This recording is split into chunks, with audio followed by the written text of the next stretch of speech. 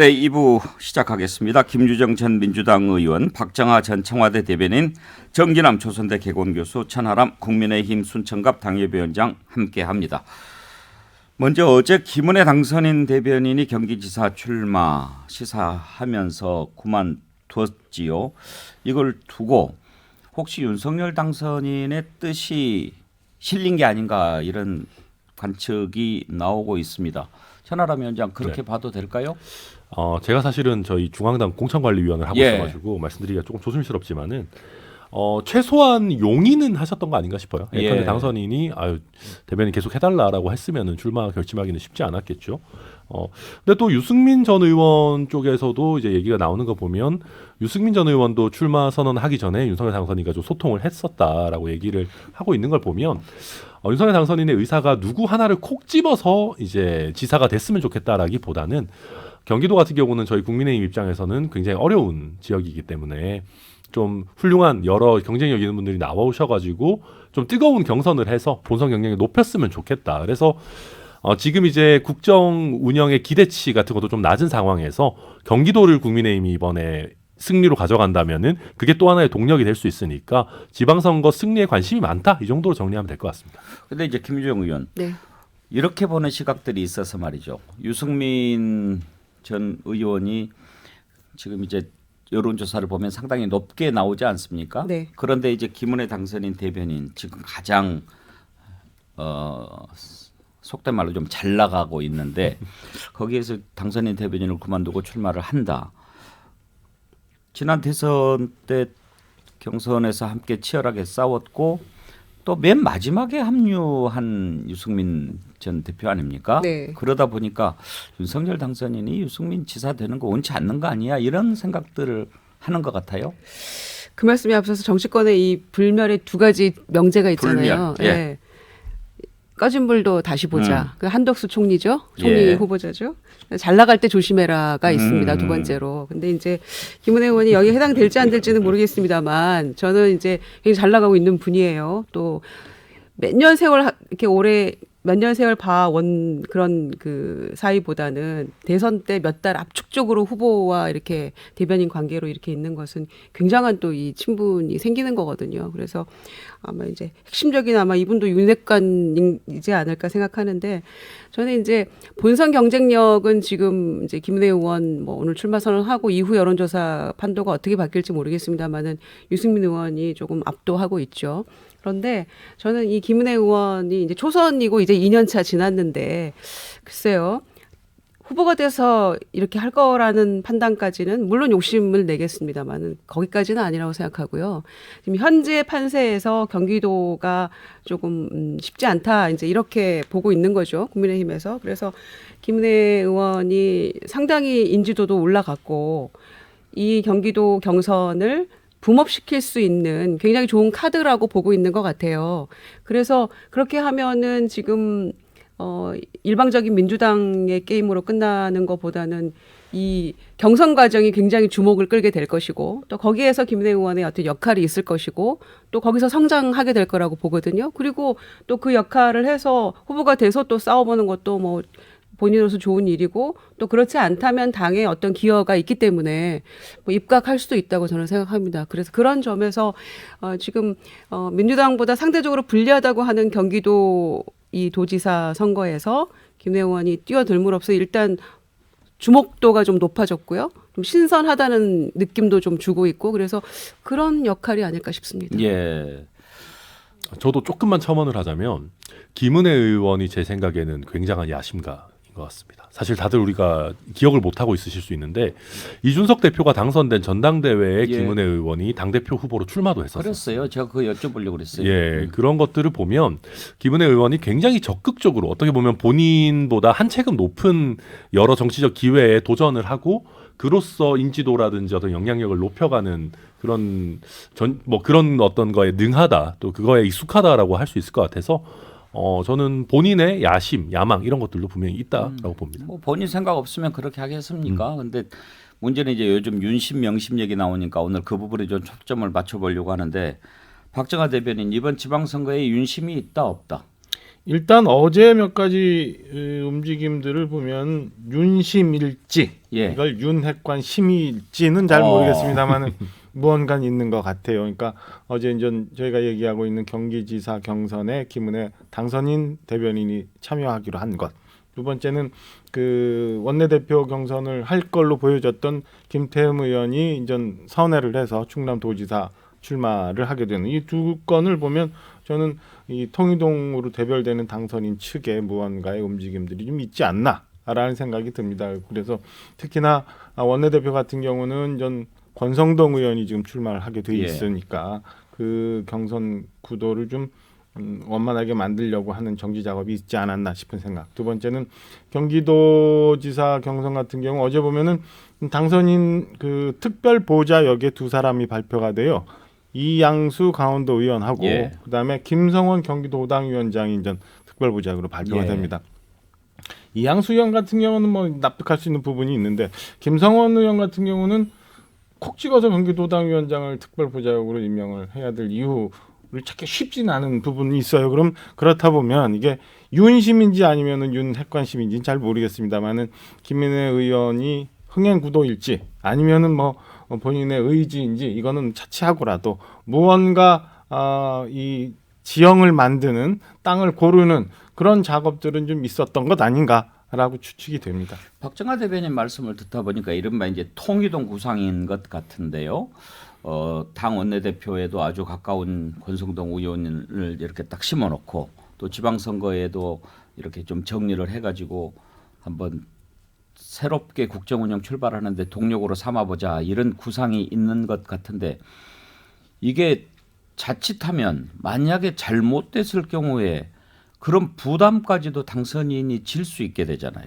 그렇죠. 그래서 제가 아까 이게 이제 윤심인지 윤핵관심인지 우리가 판단해야 된다는 얘기가 말씀을 드렸고 그다음에 소위 말하는 국민들 내지는 당원들이 받아들일 수 있는 한계 역치라는 게 있잖아요. 그 선을 넘지 말아야 되는 부분. 그다음에 이제 우리 천하람 변호사 이제 공심위원 활동하셔야 되는데 지금 이제 앞으로 한 달 동안 그럼 통이동과 당은 어떤 역학관계를 가져갈 건지 그다음에 둘 사이 어떤 생각지 않은 갈등의 요인은 없는 건지 이런 거를 따져야 지금 5월 10일부터 시작되는 5년간의 국민의힘이 배출한 윤석열 당선인의 시대 그리고 이 시대를 통해서 국민들이 좀 편안해야 되고 그동안 어려웠다고 하는 부분들이 해결돼야 되고 대한민국은 국제 경쟁력을 갖고 앞으로 나가야 되고 이런 것들을 다 헤아리는 계산들이 저는 이 주변에 다들 좀 있었으면 하는 바람이 좀 있어요. 근데 정일환 교수 새 정부 출범에 맞춰서 실시되는 지방선거인데 여기에 윤심이 작동한다. 이걸 또 뭐라고 할 수는 없는 거 아닌가요? 윤심의 그 얼마나 작동하느냐 안 하느냐 관계없이 불가피한 상황이죠. 그게 윤심이 구체적으로 윤석열 당선인이든 아니면 윤핵관들에 의해서 어떤 뭐 이렇게 조율한달까 이런 형국도 있겠습니다만 또 후보자들이 윤석열 대통령과 당선인과의 어떤 관계라든지 어떤 밀접도를 또 강조할 수밖에 없기 때문에 윤심 논란은 불가피하다. 그러나 좀 전에 박정하 대변인도 얘기하셨지만 저는 좀 약간 위험 수준에 있는 것 같았어요. 현재. 그러니까 자칫 저는 뭐 김은혜 대변인 같은 경우도 개인의 경쟁력도 있고 또 나름대로 윤석열 정부에서도 역할 그다음에 또 경기도지사 후보 경선에 있어서 어떤 국민의 입장에서는 험지에서 뭔가 좀 이 흥행에 중요한 카드가 될 수는 있어 보이거든요. 사실 김은혜 대변인 입장에서는 손해 나지 않는 싸움이 될 것 같아요. 정말 열심히 해서 본인이 경기도지사 후보가 되거나 아니면 되지 않더라도 다시 한번 또 전국적인 어떤 그 인지도와 더불어서 몸값이 상승할 수밖에 없기 때문에 그러고 난 뒤에 앞서 김정은 의원처럼 저는 비슷한 시각인데요. 뭐 입각을 할 수도 있는 것이고요. 그렇기 때문에 저는 오히려 김은혜 대변인은 상당히 그 경기도지사 경선의 매기 역할 또는 흥행 효과로 굉장히 잘 활용될 가능성이 좀 커 보이고요. 자, 그러나 윤석열 당선인이나 윤핵관들이 조심해야 될 부분들은 제가 위험 수준이라고 얘기하는 것은 이를테면 지금 원내대표 경선에서 그 권성동 의원이 이제 원내대표 출마를 했는데 초기에 나온 그 당내 흐름이 뭡니까? 합의 추대령 같은 거거든요. 뭔가 윤심에 진짜 말 그대로 굴복하는 형태. 이를테면 우리가 그동안 문재인 정부든 그동안 박근혜 정부든 여야 정부 가릴 것 없이 가장 문제되었던 게 뭡니까? 이를테면 청와대 정부가 돼서는 안 된다. 그리고 여당이 청와대 출장소 역할을 해서는 안 된다라는 게 우리 근본적인 고민이거든요.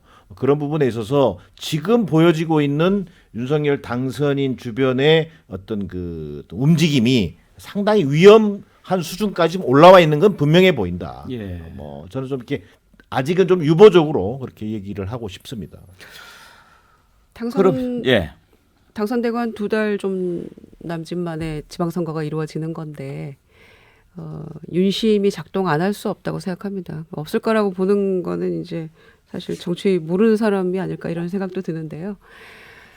그리고 정치 경험 없기 때문에 사실 얼떨결에 지금 본인 그 말씀대로 국민의힘 후보가 됐던 것이고 민주당으로 갈 수는 없어서 국민의힘 후보가 됐다고 얘기하지 않았습니까? 이제 그런 상황이기 때문에 당내 세력이 없죠. 당내 어떤 세력이 좀 필요하다라는 그 불가피성이 있다고 판단을 한 것 같고요. 그런 점에서 충남지사 김태웅 의원 돌려서 이제 나가게 한다랄지 권성동 의원 말씀하신 대로 또 뭐 이철규 의원을 또 강원지사 뭐 이런 얘기도 거론이 되고 있더라고요.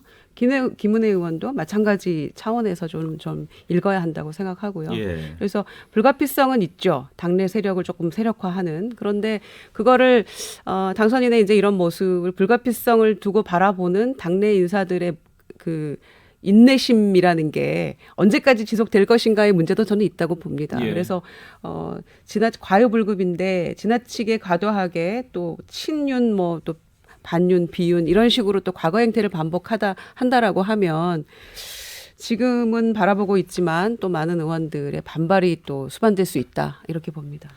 윤심 살펴봤고 그러면 명심은 있습니까 없습니까 김주정 의원? 명심도 있다고 생각합니다. 저는. 더군다나 이제 민주당은 더 열악한 상황이죠. 당내 구심점이 실질적으로 보이지 않는 상황에서 이재명 고문은 이제 여전히 또 에너지가 넘치고 계시고 또 이르면은 뭐 언제서부터 낙선 인사 호남 지역부터 시작한다 지금 이런 얘기도 그 보도가 되고 있는데 아직 확정은 아닌 것 같고요. 그래서 명심이 없을 수는 없다고 생각하는데 뭐 그렇다고 해서 이게 지금 뭐 친명 뭐 반명의 대립이다 이렇게 뭐 극한 대립으로 보는 것도 조금 예. 문제는 있는 것 같고요. 아니 뭐 대립이 있다는 것은 뭐 지금 뭐 아직 나오는 건 아닌 것 같고 정기남 교수 다만 이 시점에서 한번 우리가 그 부분을 짚어보고 싶습니다.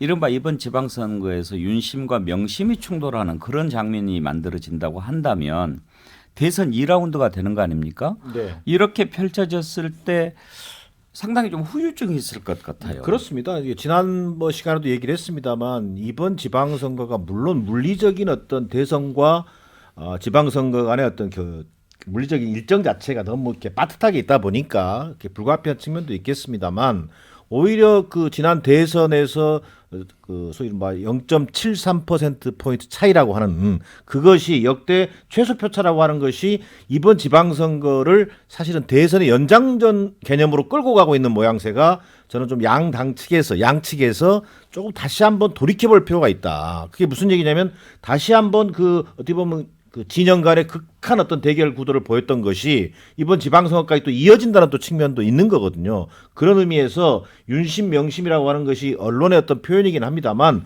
그런 우려가 지금 실제로 나타나고 있다라고 보는 게 저는 맞아 보이고요. 그러나 이것이 그 바람직한 방향이라는 측면에서는 저는 여야 할 것 없이 지금 너무 그쪽으로 몰아가고 있는 인상이 너무 강하다. 실제로 지방선거의 어떤 원칙이라고 하는 지방자치의 어떤 원칙이 뭡니까? 그 풀뿌리 민주주의 아니겠습니까? 자, 그럼 보면 여야 할 것 없이 지금 전부 다 그 부분을 중앙정치에 애속화된 개념으로 지금 끌고 가고 있는 모양새잖아요. 유승민 의원이 경기도가 무슨 연관이 있습니까? 이를테면 홍준표 의원이 갑자기 대구시장 출마한 것도 마찬가지고요. 또 김동연 의원 마찬가지고요. 김동연 전 대표죠. 송영길 전 대표는 거의 압권 수준이죠. 인천시장에 오선원까지 지낸 분이 갑자기 서울시장 출마를 검토하지 않나. 이런 일련의 흐름들이 여야가 서로 여전히 지금도 그 소위 대선의 어떤 나타났던 민심을 너무 자기 중심적으로만 해석하고 민주당은 0.73%밖에 지지 않았다라고 하는 이른바 마음속으로부터 여전히 승복하지 않고 여전히 젖잘싸라고 하는 정신 승리에 빠져 있는 건 아닌지. 자, 국민의힘 윤석열 당선인 주변은 뭐냐? 73%포인트 차이로 이긴 것 같아요. 지금 보면.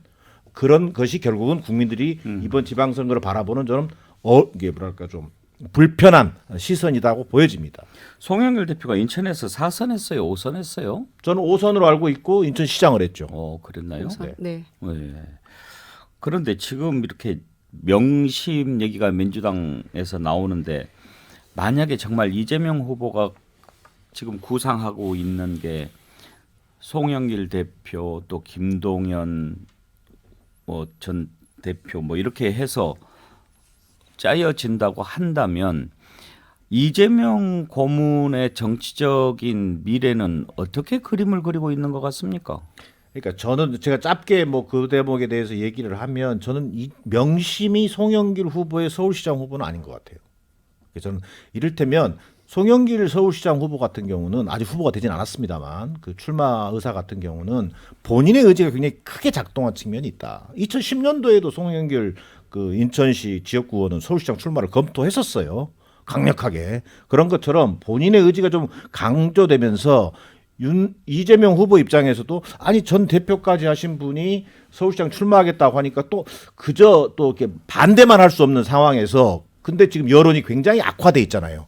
이 속에서 아마 이재명 후보 측에서도 이게 본인에게 미치는 정치적 파장은 없는지 이런 부분까지 지금 고민하는 단계에 와 있다라는 게 제가 취재한 바에 따르면 그런 게 좀 느껴지고요. 예. 오히려 저는 송영길 전 대표나 김동연 쇠물결 대표를 이재명 후보의 어떤 명심이 뒤에서 좀 작동하는 것으로 비춰지는 모습은 저는 오히려 이재명 후보에게는 대단히 좀 악재가 될 가능성이 있다고 보여집니다. 그게 무슨 의미냐면 이재명 후보가 이번 지방선거에 상당한 유력한 후보들을 좀 조율해내고 또 그 빈자리에 이재명 후보가 보선이나 전당대회를 통해서 다시 정치에 복귀하겠다라고 하는 그런 시나리오를 익혀진다면 결국은 이재명 후보가 조급해하는 것이고 이재명 후보가 본인의 어떤 정치적 어떤 입지를 위해서 지방선거를 하나의 징검다리로 활용한 것 아니냐라는 그 비판으로부터 당내에서부터 아마 불협화음이 제기될 가능성이 커 보입니다.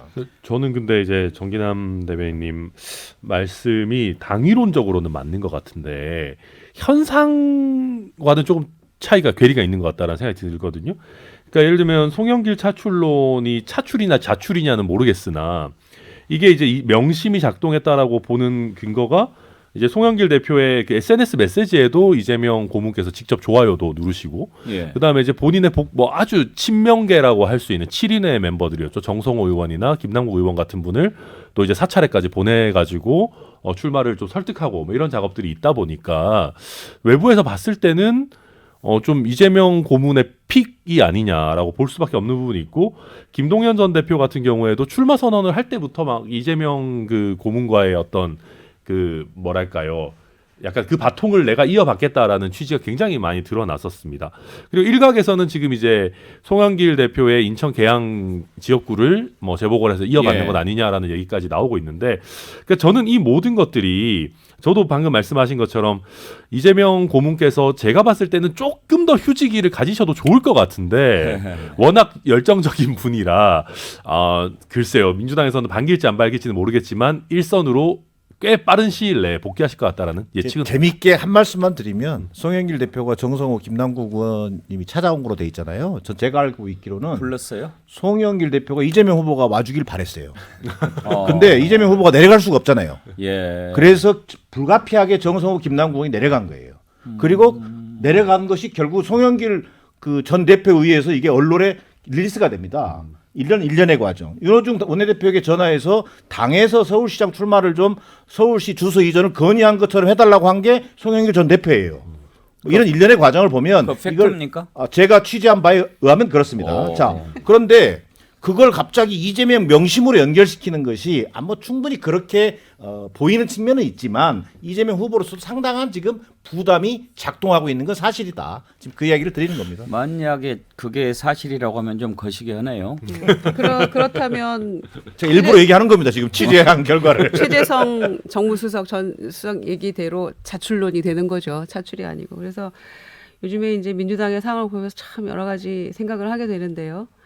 그러니까 2017년 대선 이후 이제 연승할 때는 굉장히 당에 사람도 많은 것 같고 그래서 20년 집권론도 나오고 했었는데 서울시장 후보를 찾기가 이렇게 어려운 지경이 되었으니 이게 무슨 비감이 들죠. 그리고 사실은 오세훈 시장 같은 경우에는 무상급식 문제로 그 국민투표까지 붙여진 다음에 이제 물러나고 그때를 생각하면은 저 오세훈 시장에게 정치적 앞날이 있을까 이런 생각했는데 지금은 뭐 누구도 꺼진 불도 다시 보자. 꺼진 물도 다시 봐야죠.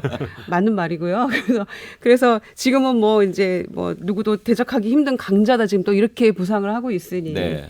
이게 참 어려운 일입니다. 그래서 우리도 조금 후보를 좀 찾아서 뭔가 서울시장 이 선거가 좀 어렵습니다만은 좀 붐업할 수 있는 누군가는 나와야 된다 이렇게 봅니다. 이재명 상임고문 같은 경우는 뭐 보통의 경우와 달리 지금 사법 리스크라는 것 때문에 예. 뭐 좀 급한 부분이 있지 않나라는 생각이 예. 있고 민주당 같은 경우는 전 송영길 자출론이 될지 차출론이 될지 그 결과가 어떻게 될런지를 보면 민주당이 앞이 좀 보일 것 같고 국민의힘 같은 경우는 원내대표 경선에서 지금 윤핵관과 비핵관이 결과가 표차가 얼마나 나느니 이런 걸 보면 또 앞이 보일 것 같고 그런 것들이 주요 변수로 작용하지 싶습니다. 재밌는 것은요. 예. 그 송영길 대표의 여론이 지금 굉장히 당 내외에서 지금 악화되고 있잖아요. 예. 그랬더니 최근 뭐 들리는 얘기는요. 이재명 후보 측에서 상당한 부담을 느끼고 음. 오히려 박영선 전 서울시장 후보가 좀 이렇게 출마해줬으면 하는. 예. 그래서 좀 당내 뭐 경선이 됐든 좀 그래서 좀 그런 그 쪽으로 박영선 전 의원이 출마에 대한 지금 그 검토를 시작했다. 뭐 이런 얘기도 들리는 상황입니다. 윤심 명심 살펴봤는데요. 이게 대선 2라운드. 그런데 사실 지방선거의 본질적인 면에서 조금 고민이 있는 그런 선거였으면 합니다. 지금 천하람 위원장께서 국민의힘 공천관리위원 맡고 계신데 공천관리위원이 광역만 봅니까 아니면 이렇게 기초도 다 관리를 합니까? 기본적으로는 저희는 광역이랑 이제 100만이 넘는 특례시를 보고 대신에 이제 그 이하는 시도당 공관위가 따로 있습니다만은 거기서 이의 신청 들어오는 것들은 저희가 다시 살피는 그런 왜 거예요. 제가 그걸 여쭤보냐면 좀 이렇게 이번 지방선거가 우리가 풀뿌리 민주주의라고 하지 않습니까? 그러면 뭐 예를 들어서 광역 단체장이나 또 그쪽에 지역 위원장들이 얼마나 싱싱하고 정말 제대로 잘할 풀뿌리인가를 보고 많이 고르는 사람한테 가점을 주는 그런 형태로 공천 관리를 한다면 지방선거의 본 의미도 살리고 나라의 미래도 좀 밝아지지 않겠는가 그런 생각이 들더라고요. 저도 제가 정당에 들어와서 가장 놀란 게요. 지나간 거를 다시 열어보는 사람이 아무도 없어요. 그러니까 저희가 뭐 선거지고 뭐하고 하면 비대위다 혁신이다 해가지고 잔뜩 자료는 만드는데 그게 아무도 실천되지 않고 지나가거든요. 그러니까 마찬가지로 말씀하신 것처럼 저희가 공천 단계에서 기초의원들, 기초자치단체장 다 보긴 어렵습니다. 그렇지만 저희가 공천 끝나고 나서도 말씀하신 대로 좋은 사람들을 잘 발굴해낸 당협위원장, 지역위원장들에 대한 어떤 평가 과정은 저는 분명히 있어야 된다. 동감합니다. 오늘 뭐 꺼진 불도 다시 보자 이런 얘기도 나왔습니다만 지금 그야말로 2030 세대가 나라의 미래 바꾸는 주역으로 떠오르고 있는 그런 세상 아닙니까? 그런데 정말 뭐 한덕수 총리 후보자를 폄하하는 얘기는 안 했지만 아까도 서울시장 찾을 사람이 없다. 계속 이렇게 물레방아 언제적 사람이 또 이제는 좀 이런 게 바뀔 때가 되지 않았나 그런 생각이 들어서 이번 지방선거는 좀 뭔가 희망을 볼 수 있는 그런 선거가 됐으면 좋겠어요. 그러니까요. 뭐 저희도 이제 지역구에서 지방선거 출마하시는 분들 이제 정리를 좀 해야 되는데 보면은 지금 현재 갖고 있는 능력보다도 2년 후에, 4년 후에 갖고 있는 능력. 그래서 그 능력이 지방이 얼마나 좀 이렇게 착근될 수 있는지 그런 사람들을 발굴해서 여야가 모두 그래서 변화되고 희망을 갖고 미래를 생각할 수 있는 그런 지방선거가 이번엔 됐으면 하는 그랬으면 바람입니다. 좋겠습니다. 오늘 여기서 마치죠. 네 분 수고하셨습니다. 감사합니다. 고맙습니다. 네, 배공개 시사 1번지 여기서 마칩니다. 내일 뵙겠습니다.